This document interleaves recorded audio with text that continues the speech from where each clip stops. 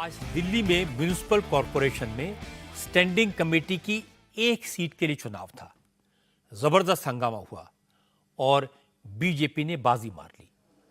BJP के उम्मीदवार सुंदर सिंह तंवर चुनाव जीत गए। तंवर को 115 वोट मिले, जबकि उनके खिलाफ आम आदमी पार्टी के उम्मीदवार निर्मला कुमारी को एक भी वोट नहीं मिला, क्योंकि आम आदमी पार्टी ने चुनाव का बॉयकॉट किया। वोटिंग के वक्त न तो मेयर मौजूद थी और न ही डिप्टी मेयर। वोटिंग के लिए एमसीडी के डिप्टी कमिश्नर जितेंद्र यादव को प्रिजाइडिंग ऑफिसर अपॉइंट किया गया था। असल में दिल्ली की मेयर शैली ओबेरॉय ने कल चुनाव कराने का फैसला किया था। वोटिंग के लिए पार्षद आए भी थे, लेकिन आम आदमी पार्टी के पार्षदों ने वोटिंग के दौरान मोबाइल फोन भीतर ले जाने की जिद की। एमसीडी कमिश्नर ने इसकी परमिशन नहीं दी। इस बात को लेकर कल हंगामा हुआ और मेयर शैली ओबेरॉय ने सदन को 5 अक्टूबर तक के लिए स्थगित कर दिया। चुनाव नहीं हो पाया, लेकिन एलजी का आदेश था कि वोटिंग तुरंत कराई जाए, इसलिए आज वोटिंग हुई। आम आदमी पार्टी के पार्षदों ने इसे गैर कानूनी बताया, असंवैधानिक बताया, वोटिंग का बॉयकॉट किया। अरविंद केजरीवाल ने कहा, सदन की बैठक बुलाने का अधिकार मेयर का है। एलजी और कमिश्नर सदन की बैठक नहीं बुला सकते। अगर ऐसा होने लगा तो बीजेपी लोकसभा स्पीकर की बजाय किसी अफसर को बैठाकर सदन चलाएगी। ऐसे में लोकतंत्र का बहुत बड़ा खतरा हो जाएगा।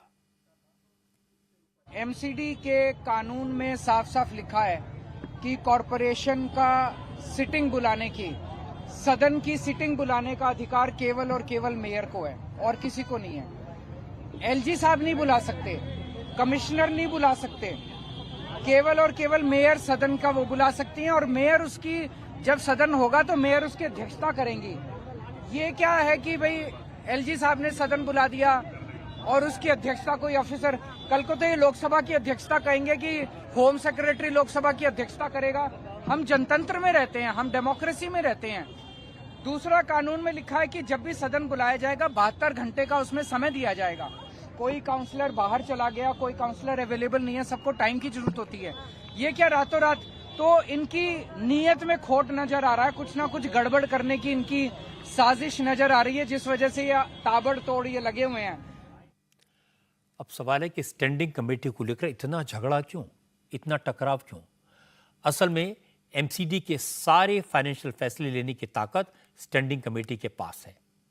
ये सबसे पावरफुल कमेटी है, इसलिए इस कमेटी पर कब्जे के लिए आम आदमी पार्टी और बीजेपी में इतना झगड़ा हो रहा है।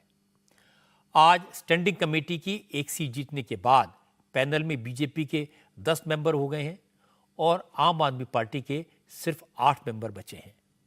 इसलिए अगले महीने जब समिति के अध्यक्ष और उपाध्यक्ष का चुनाव होगा तो बीजेपी की जीत निश्चित है। केजरीवाल ये बिल्कुल नहीं चाहते, इसीलिए आज आम आदमी पार्टी के पार्षदों ने वोटिंग का बॉयकॉट किया और अब यह मामला सुप्रीम कोर्ट पहुंच गया है।